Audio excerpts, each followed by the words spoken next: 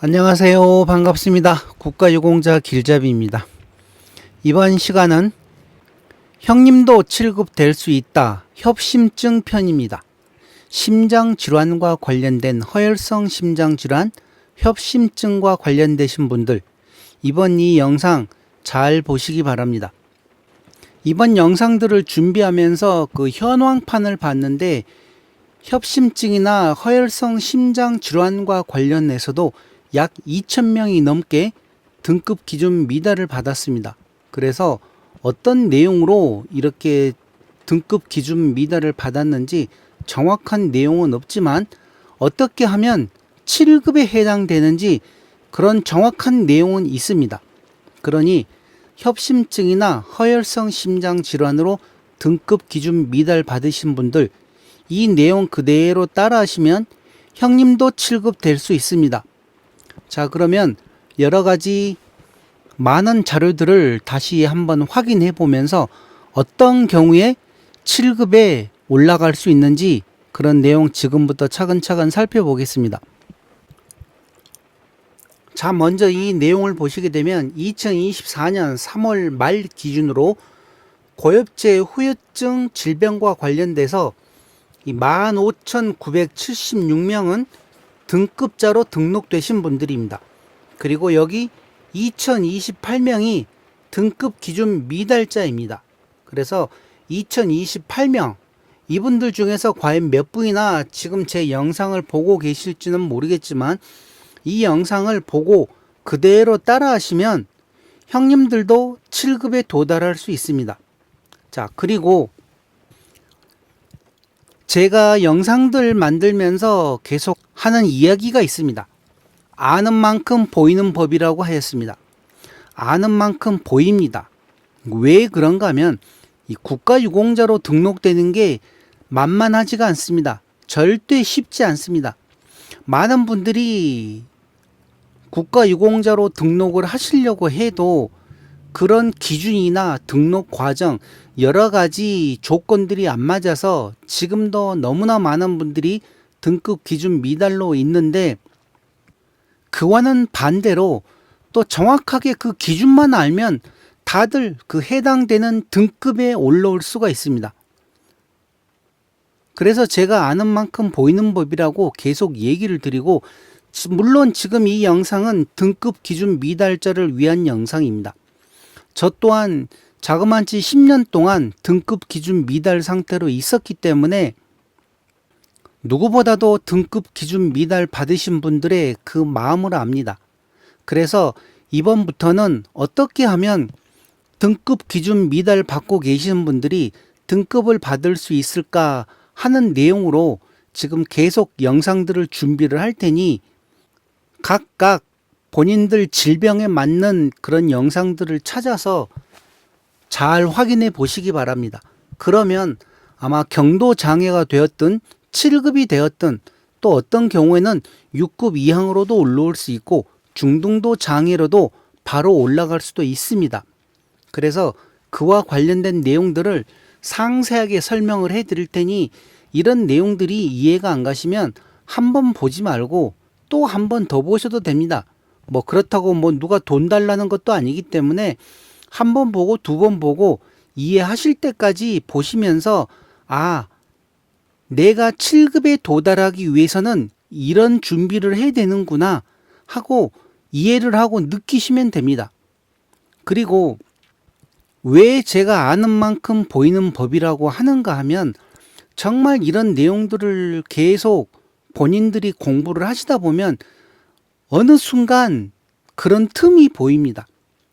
그런 걸 갖다가 꿀팁이라고 하기도 하고 노하우라고 하기도 하는데 그런 꿀팁이나 노하우를 여기서 설명을 해 드릴 수는 없습니다. 왜 그런가 하면 1대1로 만나서 얘기를 하다 보면 또 그런 요령도 가르쳐 드릴 수 있고 그런 비법도 가르쳐 드릴 수가 있지만 이런 유튜브 영상에서 그런 내용을 설명을 하게 되면 국가보훈부에서 분명히 제게 어떤 제재를 가할 수가 있습니다. 그렇기 때문에 제가 그런 내용을 알고 있는 상태에서 제가 영상으로 이럴 경우에는 이렇게 하십시오 하고 설명을 못 해드린다는 내용입니다.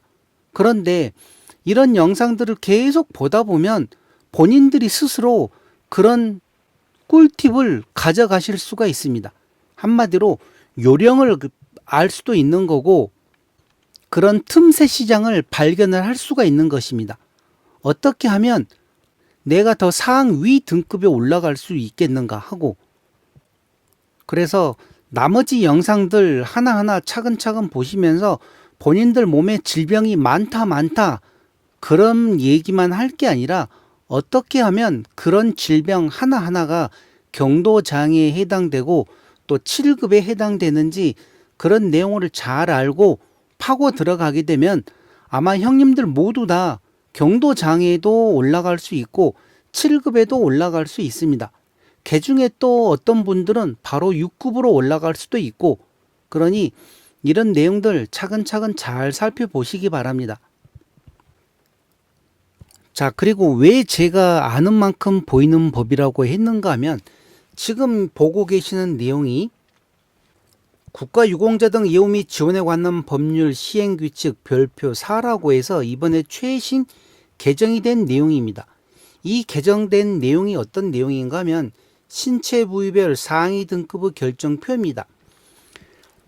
제가 정말 이 신체 부위별 상위 등급의 결정표는 많이 봅니다. 왜 많이 보는가 하면 제 영상을 보고 궁금하신 분들이 많은 댓글로 질문을 주시는데 그 질문에 대한 정확한 답변을 해드리려고 그러면 이 신체 부위별 상위 등급의 결정표를 보고 정확한 답변을 해드려야 됩니다. 그렇기 때문에 제가 이 상위 등급 결정표는 정말 수시로 보고 있는데 이런 내용을 보면 그 길이 보입니다. 그래서 제가 아는 만큼 보이는 법이라고 얘기를 드렸기 때문에 절대 그냥 하는 이야기가 아니기 때문에 이런 내용 잘 참고해서 좋은 방법들을 얻어 가시기 바랍니다. 자, 그러면 신체 부위별 상위 등급 결정표에는 허혈성 심장질환과 협심증이 어떤 식으로 나와 있는지 정확하게 그 기준이 있습니다. 그 기준대로만 준비를 하게 되면 7급에 해당되고 6급 이상에 해당될 수가 있습니다. 그래서 이 신체 부위별 상위 등급의 결정표라는 게 정말 좋습니다. 왜 그런다면 아무런 조건 없이 그냥 그날 몸 상태에 따라서 검사를 하는 게 아니라 기준치가 정해져 있습니다. 그 기준치. 당뇨병 같은 경우 제가 첫 번째 영상으로 당뇨병 영상 설명해 드렸습니다. 그 영상에서 7급에 해당되기 위해서는 혈중 크레아틴 수치가 1.5에서 1.8까지라고 하였습니다.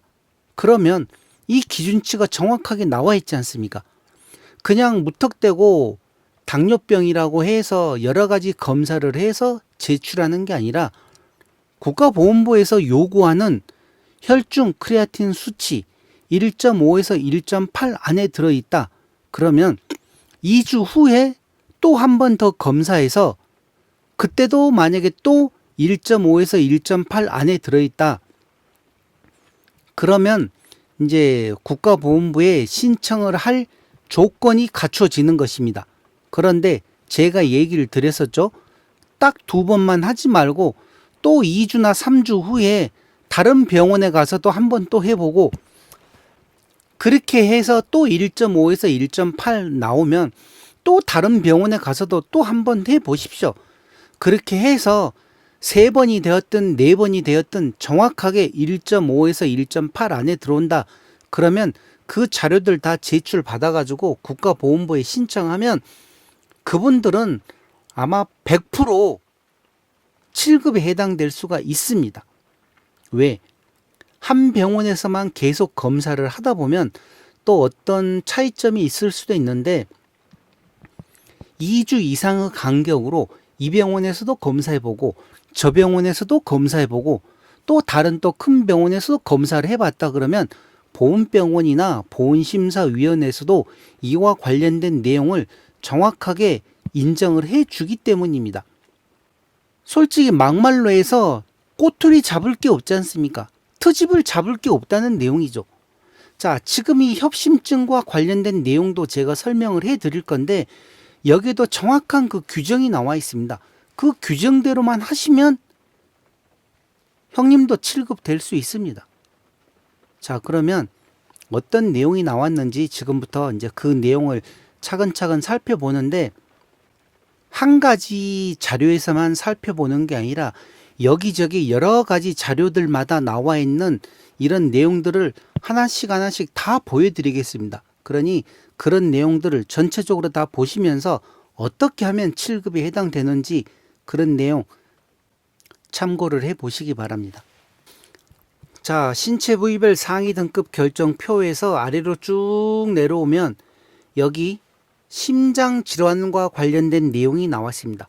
먼저 7급에 어떤 경우가 해당되는지를 보고 다시 이제 차근차근 더 깊은 내용을 또 한번 살펴보겠습니다. 자, 여기 7급이라고 나와 있죠? 7급에 나와 있는 내용이 어떤 내용인가 하면 8번째 내용을 보시게 되면 관상동맥 조영술 검사 결과 가지혈관을 포함한 관상동맥 여타의 부위에 몇 퍼센트? 50% 이상이라고 나와 있습니다. 50% 이상의 협착병변이 있는 경우 이로 인한 협심증 증상이 있어 지속적인 약물 치료가 필요한 사람. 여기 정확하게 나와 있죠. 관상동맥 조영술을 검사를 했더니 가지혈관을 포함한 관상동맥 여타의 부위에 50% 이상, 그러니까 50% 이하 49%는 기준 미달되는 거고 50% 이상의 협착병변이 있고 의사 선생님이 협심증이 있다. 그래서 약물 치료를 하고 있는 사람, 이런 경우에는 7급에 해당됩니다. 그래서 여기 정확하게 나와 있는 이 내용들을 기록을 하시고 또 이 다음에 가르쳐 드릴 어떤 검사 그런 내용도 기록을 하셔가지고 본인이 지금 다니고 있는 병원에서, 그러니까 이제 심장내과나 흉복부 내과로 가셔야 됩니다. 거기 가셔가지고 이와 관련된 검사를 하든지, 또 여기에도 분명히 나와 있습니다. 50% 이상의 협착 병변이 있어야 된다고. 그런데 검사를 했더니만 만약에 40% 협착 병변이 있다. 그러면 그 상태에서 신청해봐야 당연히 등급 기준 미달받습니다. 왜? 7급에 이렇게 나와 있지 않습니까? 결정표에 이렇게 나와 있기 때문에 이 규칙대로만 해 나가시면 되는 겁니다. 그러면 40%, 49%도 안 되는 거죠. 당연히. 왜? 7급에 해당되기 위해서는 50% 이상의 협착 병변이 있어야 되기 때문에 7급에 해당되는데 49%면 안 된다는 거죠. 그래서 이런 내용을 알고 신청을 하시면 서로가 덜 피곤합니다. 시간적으로도 덜 피곤하고 무조건 내 심장 혈관이 막혔다고 해서 되는 게 아니라는 거죠. 그리고 또 6급 이항 같은 경우는 어떤 동맥에 한해서는 75% 이상의 협착 병변이 있어야지 6급 이항에 해당되는데 75%를 넘어가지 않을 경우에는 그냥 그대로 7급에 해당됩니다. 그래서 이런 내용을 정확하게 알고 계시면서 준비를 잘 하시면 됩니다. 어떤 준비를 해야 되냐? 지금 만약에 40%인데 그 상태에서는 신청 검사해 봐야 당연히 등급 기준 미달 받을 걸 알기 때문에 신체 검사할 필요가 없고, 뭐 6개월 단위로 하다든지 계속 추적 관찰을 하면서 나중에 이제 50%가 넘어갈 때 그때 서류 준비해서 신청을 하시게 되면 7급에 해당되는 것입니다. 그런데 40%일 때 한번 신체 검사 하셔가지고 등급 기준 미달 받았다고 해서 이분이 계속 그 40% 협착만 유지가 되는 게 아닙니다. 어느 정도 시일이 또 경과되고 그러면 당연히 50% 넘어가고 60% 넘어가고 70% 넘어가겠죠. 그러면 중간중간 검사하셔가지고 계속 이거를 추적 관찰이라 그러죠. 내 몸에 어떤 이상이 있으면 6개월 단위로 계속해서 검사한다. 그거를 추적 검사, 추적 관찰이라고 합니다. 아니면 또 어떤 질병들은 뭐 3개월 단위로 계속 검사를 해야 된다든지 이런 식으로 하기 때문에 본인들 몸 상태는 본인들이 정확하게 알고 계셔야 됩니다. 그래서 내 몸이 지금 어떤 상태다. 그러면 신청을 해야 되겠다. 아니면 조금 더 있다가 해야 되겠다. 그렇게 판단을 하셔야 됩니다. 자, 그러면 여기서 정확한 내용이 이렇게 나와 있습니다. 관상동맥 조영술 검사 결과 가지혈관을 포함한 관상동맥 여타 부위에 50% 이상의 협착 병변이 있고 이로 인한 협심증 증상이 있어 지속적인 약물 치료가 필요한 사람. 여기에 이 협심증이라고 나와 있습니다. 협심증. 그런데 이 협심증도 한 가지 협심증만 있는 게 아닙니다. 제가 이제 바로 곧 이어서 협심증에도 어떤 협심증이 있는데 그런 협심증은 또 신체 검사 대상이 아닙니다. 그래서 정확하게 우선 이 내용을 알고 계시고, 자, 그러면 이제 지금부터 어떤 검사를 어떤 경우에 했었을 때 이 협심증하고 연계가 되어서 7급에 해당되는지 그 내용을 살펴보겠습니다. 자, 이 내용은 국가보건부 신체 부위별 상위 등급 결정표에 이렇게 상세하게 설명을 해 놓았습니다. 모든 분들이 이런 내용을 보고 실수하지 말고, 그러니까 그냥 무조건 신체 검사부터 신청할 게 아니라 이 기준에 맞을 경우에 신체 검사를 하는 게 가장 좋습니다. 그래야지 서류도 정확한 서류가 준비가 되고 또 보훈병원이나 보훈심사위원회에서 판정을 할 때 이런 서류들을 참고를 해서 판정을 할 수가 있기 때문입니다. 자, 그러면 네 번째 심장질환이라고 해서 이 첫 번째 내용을 보십시오. 첫 번째, 두 번째, 세 번째 내용 모두 다 중요한데 먼저 이 첫 번째 내용을 보시게 되면 의학적 치료에도 불구하고, 그러니까 심장 질환이 있어서 계속 병원에 다니면서 치료를 했는데 이제 조금 더 심해지게 되면 호흡 곤란이나 흉통, 가슴이 아프거나 부종, 이제 조금 붓거나 그런 임상 증상과 이를 증명할 수 있는 흉부 방사선 검사. 그러니까 무조건 아프다 그러면 당연히 병원에서 먼저 흉부 방사선 검사를 찍어보지 않습니까? 그리고 심전도 검사도 하고, 그럴 경우에 이제 이상이 있다. 그러면 심장 초음파 검사도 하고, 운동 부하 검사도 하고, 심혈관 조영술 검사도 합니다. 상황에 따라서. 그래서 이거는 별개의 한계가 아니라 그 의사 선생님이 판단을 해서 아마 이 검사를 모두 다 할 것입니다. 그러면 이런 모든 자료를 가지고 이 객관적인 검사, 누가 봐도 이 검사한 내용에 다 그게 표시가 되어 있겠죠. 몇 퍼센트가 협착이 되어 있고 어디에 혈관에 문제가 있으니까 통증이 온다든지 뭐 호흡 곤란이 온다든지 이런 여러 가지 객관적인 검사를 기준으로 판단한다. 정확하게 이 규정이 나와 있습니다. 그냥 무턱대고 그날 뭐 보훈병원 의사들 몸 상태에 따라서 뭐 신체 검사를 판단하는 게 아니라 이 기준대로 판단을 한다. 그래서 이 첫 번째 내용이 아주 중요한 내용입니다.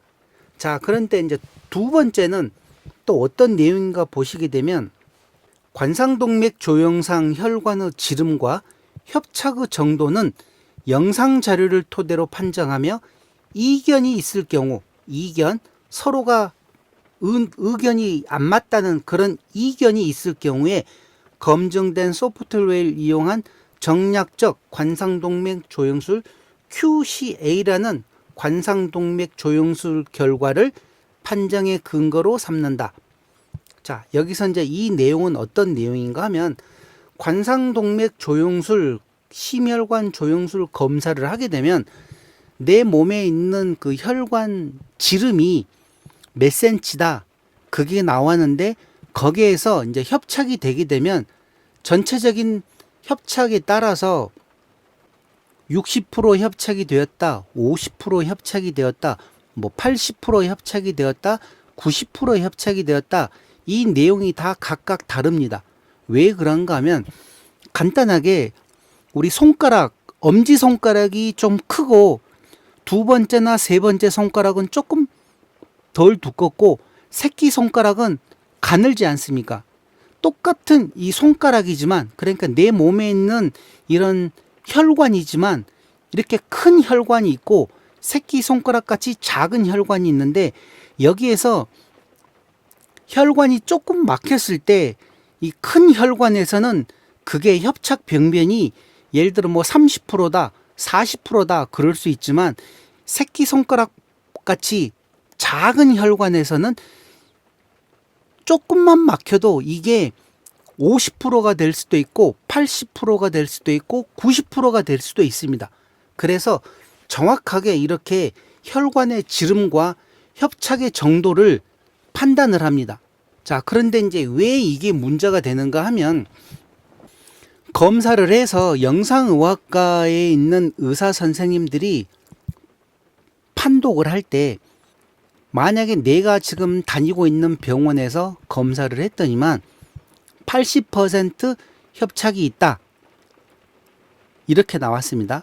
그러면 6급 이상 같은 경우는 이제 나중에 7급으로 올라오시고 난 다음에 6급 이상 신체 검사를 하시려고 하면 또 어떤 관상동맥에 75% 협착이 있어야 되는 경우가 있습니다. 그럴 경우에 이 내용은 제가 나중에 다시 그러면 이제 6급 이항과 관련된 영상을 설명을 드릴 때 설명드리고 지금 이 7급과 관련돼서 다시 제가 풀어서 설명해 드리겠습니다. 7급에서는 50% 이상의 협착 병변이 있는 경우라고 해야 했습니다. 자, 그러면 제가 이번에 다니고 있는 병원에서 심혈관 조영술을 했더니만 병원에서 55% 협착 병변이 있다. 자, 이렇게 하여 가지고 그러면 내가 7급에 해당되는구나 해서 신체 검사를 하였습니다. 그런데 보훈병원에서 신체 검사하고 보훈심사위원회에서 심의 의결을 해서 판정을 내릴 때는 해당 사항 없다, 등급 기준 미달이라고 하고 판정을 내렸습니다. 그래서 왜 그런가 하고 이제 그 내용을 봤더니 분명히 내가 신청을 할 때는 55%라고 해서 신청을 했는데 보훈병원과 보훈심사위원회에서는 협착 정도가 45%밖에 안 된다고 하여 등급 기준 미달을 판정을 한 것입니다. 자, 그러면 여기서 10% 차이가 납니다. 내가 신청할 때는 55%였는데 보훈심사위원회에서는 45%라고 해서 등급 기준 미달이다. 자, 왜 그런가 하면 똑같은 그 지름의 협착을 가지고 판단을 할 때 어떤 영상의학과 선생님들은 그 사이즈를 측정을 할 때 55%라고 측정을 하였지만 또 보훈심사위원회에서 다른 병원이나 다른 의사분들이 그거를 판독을 했을 때 이거는 이쪽에서 보게 되면 45% 정도밖에 협착이 안 돼 있다. 이렇게 해서 등급 판정을 내렸다는 겁니다. 자, 그러면 여기에서 이제 어떤 경우가 있는가 하면 신청을 하신 분 입장에서는 억울할 거 아닙니까? 분명히 내가 다니는 병원에서 55%라고 해서 신청을 했는데 보훈심사위원회에서는 45%다. 억울하다. 자, 이럴 경우, 자, 여기 나와 있습니다. 이견이 있을 경우, 여기 이견이 있을 경우 서로가 의견 대립이 되는 거죠. 이견이 있을 경우에는 새로운 소프트웨어를 이용한 정략적 관상동맥 조영술 QCA라는 이 정략적 관상동맥 조영술을 다시 검사를 해서 그 내용을 판정의 근거로 삼는다. 자, 이렇게 생각하시면 됩니다. 제가 검사했던 데서는 55%라고 나왔고, 보훈심사위원회에서 또 판독을 했을 때는 45%가 나왔다. 자, 그러면 서로 각각 이견이 있기 때문에 그러면 제3자 기관인 다른 방법, 그 다른 방법이 정략적 관상동맥 조영술 QCA라는, 여기서 다시 이제 검사를 하게 되면 그 내용을 가지고 판정의 근거로 삼는다는 겁니다. 그러니까 이 등급 기준 미달 받으신 분들이 이런 내용을 정말 알고 있어야 되고, 또 6급 이항을 받고 계신 분들도, 7급을 받고 나중에 6급 이항을 받으려고 하시는 분들도 이 내용을 알고 있어야 됩니다. 아는 만큼 보이는 법이다라는 게 그냥 하는 소리가 아닙니다. 이런 내용을 알고 계시면 이제 어떤 문제가 해결되느냐, 나중에 등급 기준 미달 받았을 때 억울하다, 그러면 다른 곳에서 다시 한 번 더 검사를 해서 해달라, 이렇게 해가지고 본인의 요구를 얘기를 할 수가 있는 거고, 또 7급에서 6급으로 올라갈 때 분명히 해당 사항이 되어서 신청을 했는데, 재판정 신체 검사를 했는데 만약에 해당 사항 없다, 그대로 7급이다, 그러면 이와 관련된 그러면 다른 검사를 한 번 더 하게 해달라든지 해서 이제 신체 검사를 하게 되면 거기서는 51%가 나올 수도 있고, 그러면 이 기준에 분명히 나와 있지 않습니까? 50% 이상일 경우에 7급에 해당된다고, 그렇게 해서 구제될 수도 있습니다. 또 7급에서 6급 이항으로 올라가실 때도 이런 내용을 알고 있으면 본인이 억울하다 생각되면 다시 한번 제3자 기관, 그러니까 제3의 방법으로 다시 한 번 더 검사를 하자. 공평하게 나도 아니고 너도 아니고 제3자 다른 방법으로 검사를 하자. 그런 내용인 것입니다. 이 두 번째 내용이. 그래서 이런 내용을 정확하게 알고 있으면 억울하게 해당 사항 없음이라고 할 일이 없다는 거죠. 그래서 이런 내용이 정확하게 무슨 내용인가 알고 계셔야 됩니다. 알아야지 아는 만큼 보이는 법입니다. 이런 내용을 전혀 모르는 상태에서 그냥 주위에서 허혈성 심장 질환이 있다, 아니면 협심증이 있다, 그러니 병원에서 다른 동료들이 협심증 있으면 국가유공자로 신청을 하라고, 그래서 신청을 했는데 다른 사람들은 뭐 6급 이항도 받고 5급도 받고 7급도 받고 그러는데 나는 등급 기준 미달이라고 판정을 내리면 나는 안 되는가 보다, 그렇게 포기하지 마시라는 겁니다. 정확하게 이런 내용을 알고 있으면 형님도 7급 된다니까요. 그런데 이런 내용을 그 누구도 가르쳐 주지 않지 않습니까? 이런 내용을 국가보훈부에서 가르쳐 줍니까? 안 가르쳐 주죠. 그렇다고 주위에 있는 다른 뭐 동료들이 가르쳐 줍니까? 이런 내용을? 아니면 보훈병원이나 위탁병원에 있는 의사 선생님들이 또 이런 내용을 가르쳐 줍니까? 안 가르쳐 주지 않습니까? 그런데 저는 자그마치 10년을 넘게 기준 미달로 있으면서 저 상위처와 관련돼서 여러 가지 공부를 하고 하다 보니 너무너무 억울하고 해서 지금 등급 기준 미달 받으신 분들 심정을 안다는 거죠. 그래서 이렇게 하면 안 되겠다, 너무나 많은 사람들이 등급 기준 미달이구나 해서 지금부터는 조금 방법을 바꿔서 모든 분들이, 그러니까 등급 기준 미달 받은 분들도 그렇지만 아예 신청도 안 하신 분들까지 모든 분들이 이런 내용을 알고 국가유공자로 등록되었으면 좋겠습니다. 정말 모든 분들이 국가유공자로 등록되기를 진심으로 바람하지 않습니다. 자, 얘기가 옆으로 또 잠깐 세웠는데 이제 이 세 번째 내용을 보셔야 됩니다. 세 번째 내용, 아주 중요한 내용입니다. 왜 그런가 하면 허혈성 심장 질환의 경우 변이형 협심증이 있고 미세혈관 협심증이 있고 심근교가 있습니다. 심근교. 이 심근교라는 것은 무엇인가 하면 심장 표면을 주행하는 관상동맥이 심장 근육 속에 들어가 있는 경우를 말한다고 합니다. 심근교. 그래서 자, 여기서 변이형 협심증 1번, 미세혈관 협심증 2번, 심근교 3번. 요 세 가지는 상위 등급 평가에서 제외합니다. 왜? 이거는 지금 관상동맥 50% 협착으로 인한 협심증 증상이 아니기 때문입니다. 그래서 여기에 나와 있습니다. 허혈성 심장 질환의 경우 변이형 협심증, 미세혈관 협심증, 심근교, 심근교도 또 이렇게 상세하게 설명을 해놨습니다. 어떻게? 심장 표면을 주행하는 관상동맥이 심장 근육 속에 들어가 있는 경우, 이거를 심근교라고 하는데, 이 변이형 협심증과 미세혈관 협심증, 심근교는 상위 등급 평가에서 제외한다고 나와 있습니다.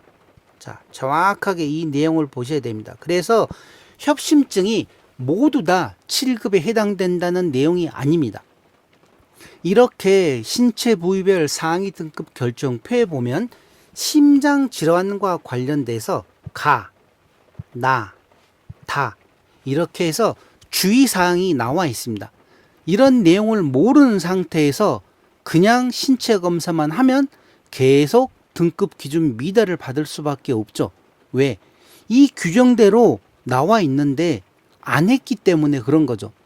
그래서 똑같이 협심증이다 해도 그게 정확하게 어떤 협심증이냐, 내 몸에 있는 관상동맥이 막혀서 가지혈관을 포함한 나머지 여타의 부위에 있는 관상동맥이 막혀서, 얼마나 막혀?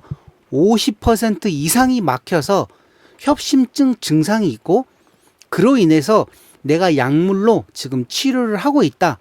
그러면 7급에 해당됩니다. 이런 분들은 이것저것 볼 것도 없습니다. 무조건 그 병원에서 그 자료들 달라 그래가지고 그냥 국가보훈부에 신청하시면 7급 됩니다. 이 규정이 딱 나와 있지 않습니까? 그래서 신청을 했는데 만약에 이번에 또 등급 기준이 나왔다. 그러면 왜 등급 기준 미달인가 보고, 아까 제가 얘기했지 않습니까? 이 두 번째, 관상동맥 여기 지름하고 협착 정도가 서로가 틀려서 이견이 있을 경우, 나는 분명히 55%인데 보훈심사위원회에서 45%라고 얘기를 하네. 야, 그러면 우리 다른 방법으로 다시 한번 검사하자.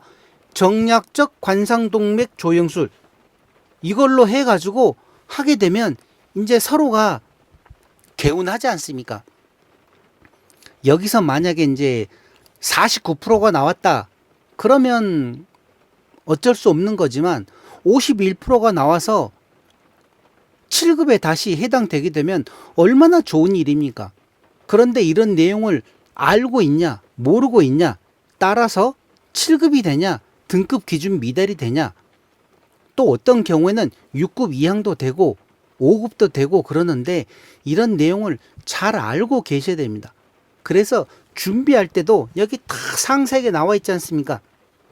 이렇게 아플 때 호흡곤란, 흉통, 부종 등 이런 증상이 있을 때는 이를 증명할 수 있는, 말로만 할 게 아니라 국가보훈부에서 이런 신청할 때 그냥 가슴이 아프고 이렇게 해서 협심증 증상이 있어서 신청한다. 이렇게 하게 되면 아마 10에 10, 100에 100 다 등급 기준 미달 받습니다. 그러면 어떻게 해야 된다? 내가 아프다는 거를 의사 선생님이 진단서나 소견서나 그 치료 기록지에다가 다 작성을 하겠죠. 거기에 호흡곤란이나 흉통, 부종 등이 있다는 뭐 이런 내용을 작성을 하고, 그러면 말로만 할 게 아니라 이거를 증명할 수 있는, 자, 흉부 방사선 검사도 했겠죠. 심전도 검사도 당연히 했겠죠. 심장 초음파 할 수도 있고 안 할 수도 있습니다. 자, 운동 부하 검사 했겠죠? 심혈관 조영술 당연히 했겠죠. 이런 객관적인 검사 결과를 기준으로 판단한다.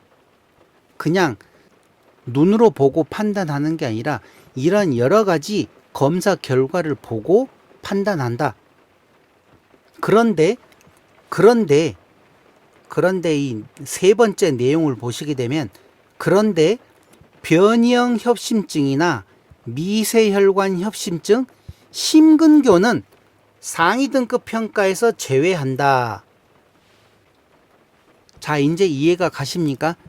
협심증이나 허혈성 심장 질환이신 분들, 이게 왜 제가 이렇게 상세하게 풀어드리는가 하면, 물론 저도 나이를 자꾸 먹어가다 보니 이런 내용을 아무리 설명을, 예를 들어 제가 만약에 허혈성 심장 질환이나 협심증이 있다 그러면 이런 내용을 의사 선생님한테 가서 얼마나 듣겠습니까? 만나봐야 1분, 2분, 길어야 5분인데 이런 내용 얘기도 안 해주죠. 그냥 간단하게 얘기를 해주겠죠. 그런데 제 지금 영상 보시는 구독자분들 중에 허혈성 심장 질환과 관련되거나 또 당뇨병, 방광암, 여러 가지 질병을 갖고 계시는 형님들이 많이 계십니다. 그래서 그분들도 나중에는 또 이제 더 높은 급수로 올라가려고 그러면 이런 내용도 알고 있어야 되기 때문에 겸사겸사해서 지금 이렇게 상세하게 설명을 해 드리는 겁니다. 그래서 이런 내용을 정확하게 알고 있으면 그 길이 보이는, 그러니까 아는 만큼 보이는 법이라고 하는 게 이런 내용을 알고 있어야 된다는 내용입니다. 얼마나 상세하게 잘 나와 있습니까? 그리고 이 내용, 똑같은 협심증이 있다고 해서 다 7급에 해당되는 게 아닙니다. 변이형 협심증, 미세혈관 협심증, 심근교, 이 세 가지는 상위 등급 평가에서 제외한다. 그러면 만약에 이제 진단서나 소견서에 봤을 때 변이형 협심증이다. 그러면 신청하면 그냥 등급 기준 미달 받습니다. 그래서 정확하게 이제 이럴 때는 의사 선생님들하고 상담을 하셔가지고 어떤 경우에 변이형인지, 아니면 이게 나중에 다시 또 일반적인 그 협착으로 인한 협심증으로 진행이 될 수 있는 건지, 그런 내용들을 알아보셔가지고 지금 당장은 신청을 할 수가 없더라도 또 이게 6개월 후에 1년 후에, 왜 내가 나이를 먹으면 먹을수록 내 몸에 있는 질병도 자꾸 더 상태가 심각해지기 때문에 지금 당장은 등급 기준 미달이지만 1년 후에 7급이 될 수 있고 또 몇 년 후에 6급도 되고 5급도 되고 자꾸 이게 올라갈 수가 있는 거기 때문에 알고 계셔야 됩니다. 알고 계시면 나중을 준비를 할 수가 있는 거죠.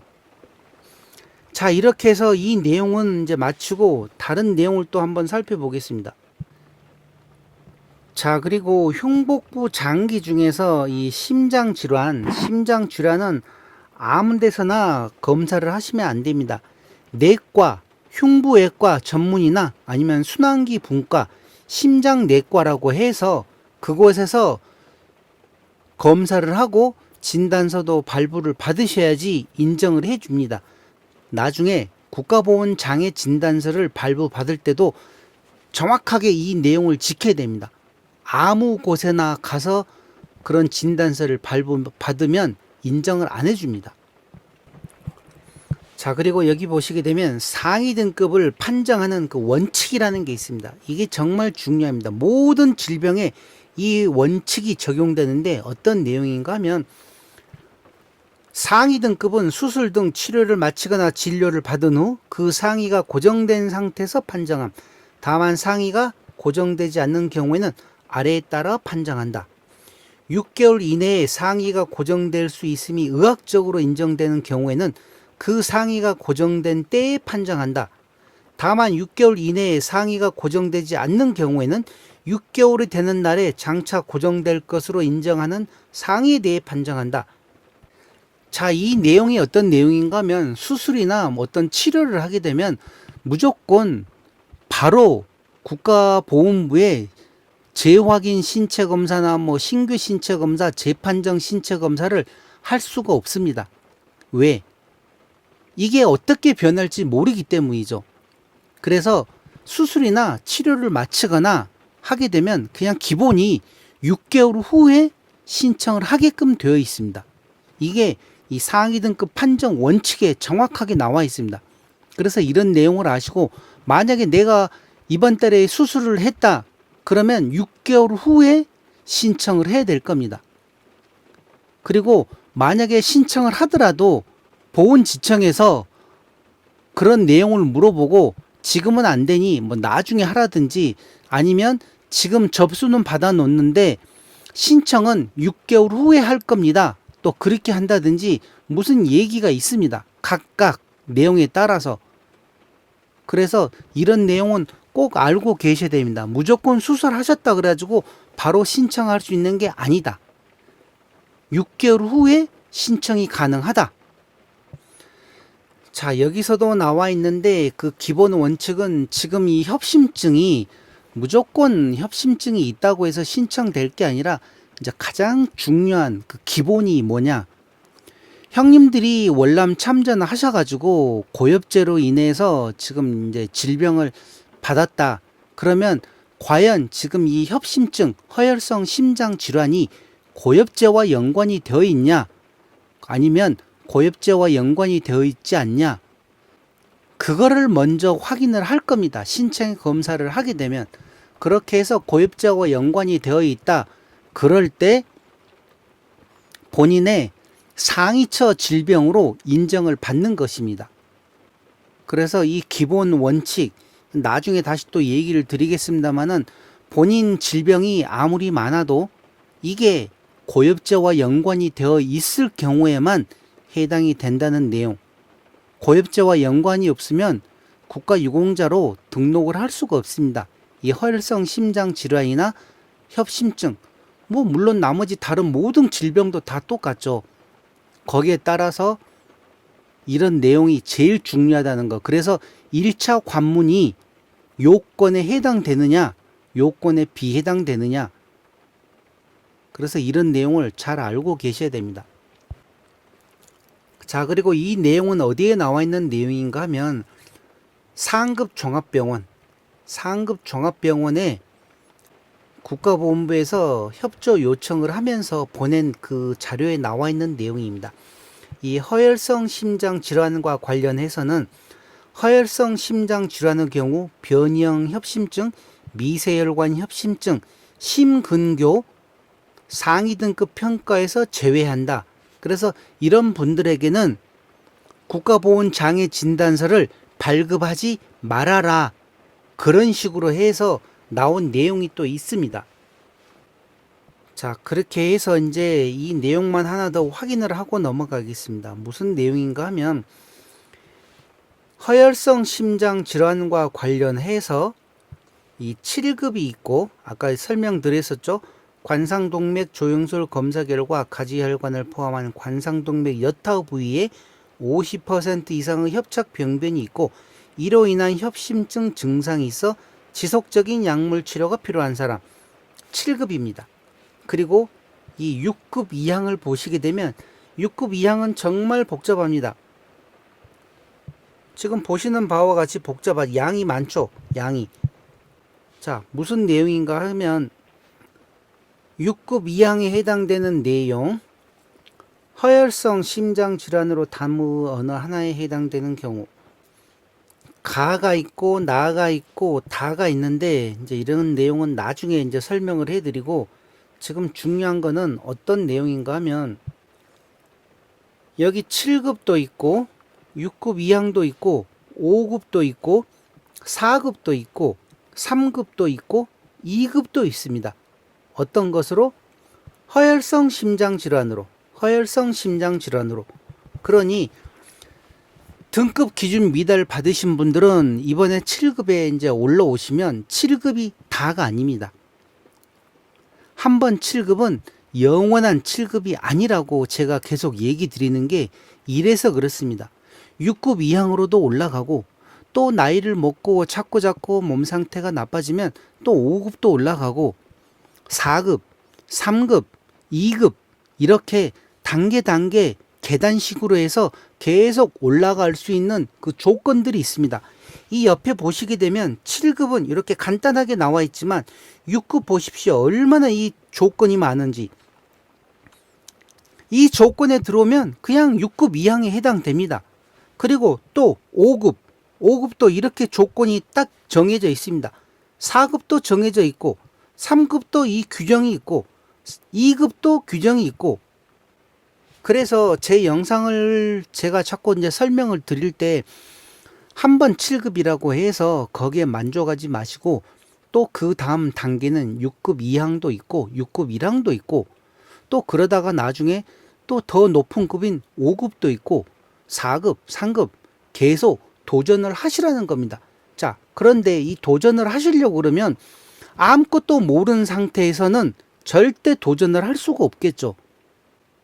생각을 한번 해보십시오. 내가 뭘 알아야지 7급에서 6급 이항으로 올라가고 또 뭘 알아야지 6급 이항에서 5급으로 올라가지.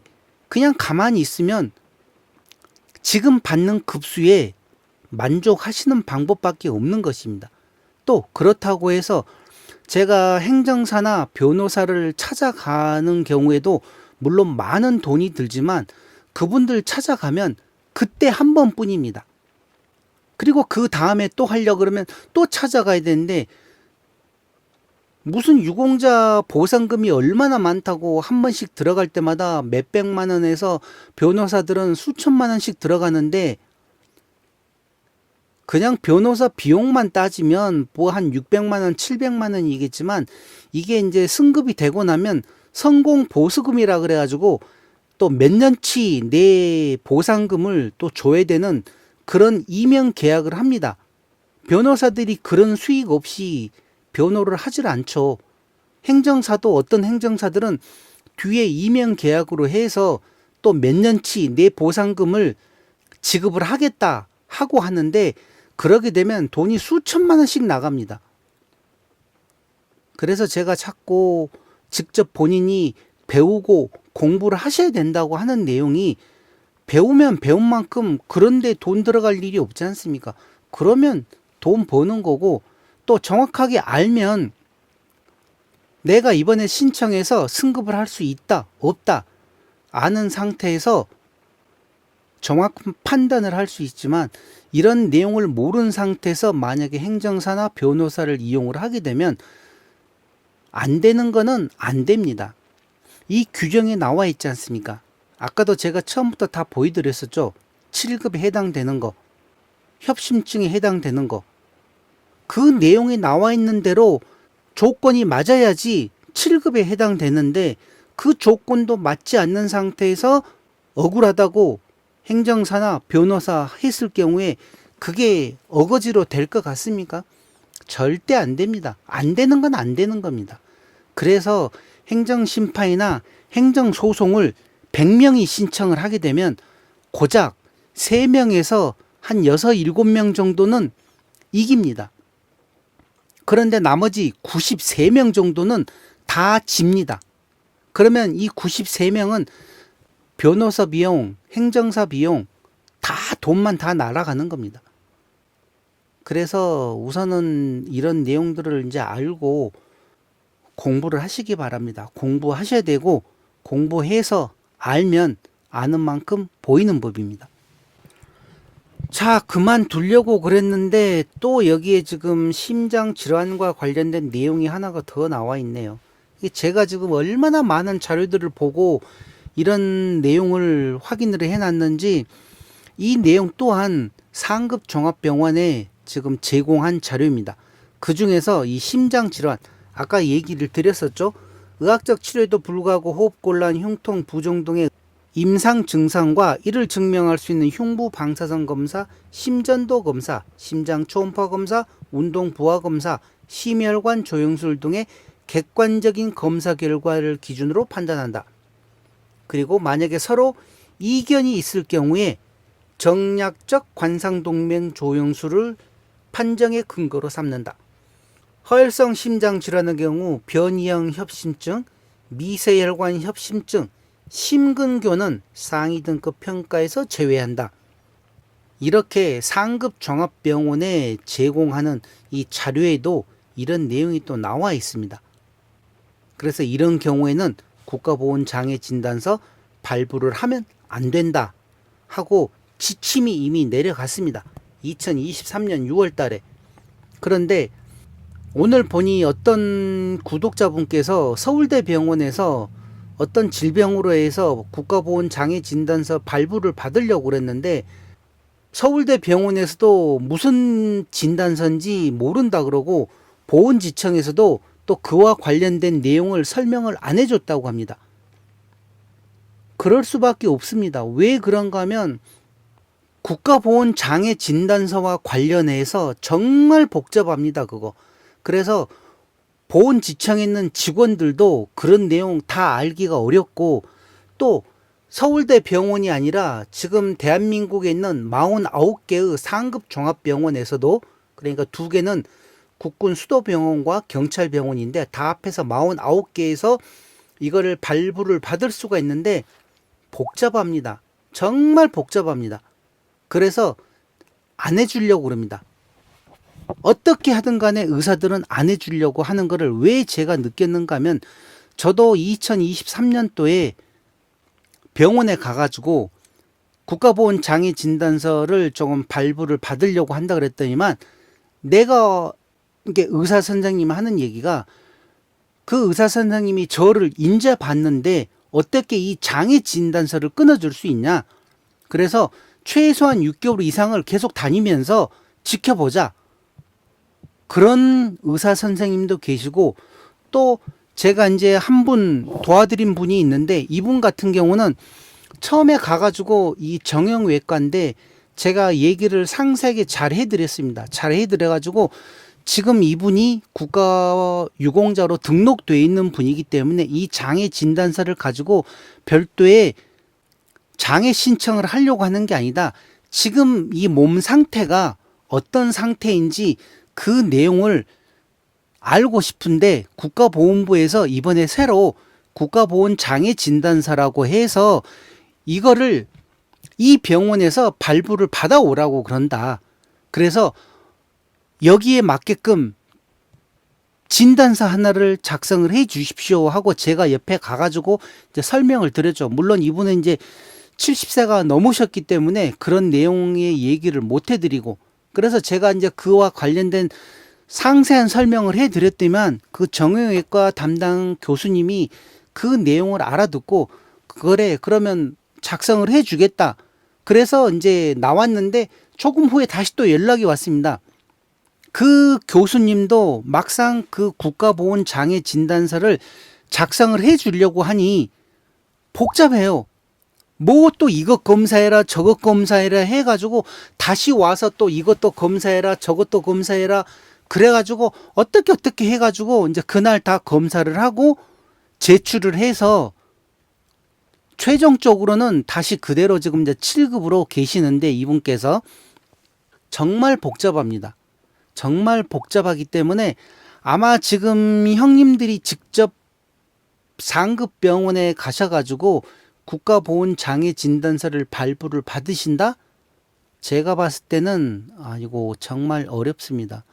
어려운 상태이기 때문에 그렇게는 힘들 거고 그냥 다니고 있는 일반 위탁병원, 종합병원급에서 이제 설명 잘해서 각각 상위처 질병에 따라서 검사를 받으셔야 됩니다. 그래서 그와 관련된 거 제출하시면 시간이 몇 달 더 걸릴 뿐이지 그대로 신체 검사가 진행되기 때문에 그렇게 편한 방법을 찾으시는 게 낫습니다. 아니면 또 나중에 제가 또 그와 관련돼서 물론 영상도 지금 많이 만들어져 있는데 아무튼 어렵습니다. 그래서 이분 같은 경우도 제게 댓글을 주셨는데 몰라서 그렇습니다. 몰라서. 의사들도 모르고 또 막상 그런 거 작성해 주려고 그러면 어려운데 굳이 그런 힘든 거를 감수해 가면서 작성을 안 해 주려고 그러죠. 그래서 이런 내용들도 잘 알고 계시기 바랍니다. 자, 이렇게 해서 이번 시간 허혈성 심장 질환과 관련된 협심증에 대한 내용을 설명을 해 드렸습니다. 자, 이런 내용을 보시게 되면 국가유공자로 등록되는 게 절대 만만치 않습니다. 쉽지 않다는 내용이죠. 그러나 또 이런 정확한 규정을 알고 준비를 하시면 너무나 또 쉬운 게 국가유공자로 등록되는 것입니다. 내가 모를 때는 정말 힘들지만 이런 내용을 알면 형님도 7급 될 수 있습니다. 그래서 아는 만큼 보이는 법입니다. 왜 제가 이렇게 아는 만큼 보이는 법이라고 하는지 그런 내용을 이해를 하시고, 아무튼 자기가 가지고 있는 질병들이 어떤 질병인지 그런 질병에 대해서 계속 공부를 하시기 바랍니다. 공부를 하셔야 돼요. 공부 안 하시면 안 됩니다. 그렇다고 제가 한 분 한 분 만나가지고 일일이 다 도와줄 수 있는 일도 아닙니다. 저도 제 생활이 있고 제 일이 있고 하기 때문에 그렇게 못 해드립니다. 가끔 가다가 연락 오고 또 이렇게 해서 아는 분들을 한 번씩 도와드리고 그러는데 정말 그게 쉽지 않습니다. 그래서 가장 중요한 거는 본인들 질병에 대해서 알아가는 게 가장 빠르고 좋은 일입니다. 자, 이번 내용은 이것으로 마치고 또 다음에는 다른 내용으로 찾아뵙겠습니다. 지금까지 국가유공자 길잡이였습니다. 감사합니다.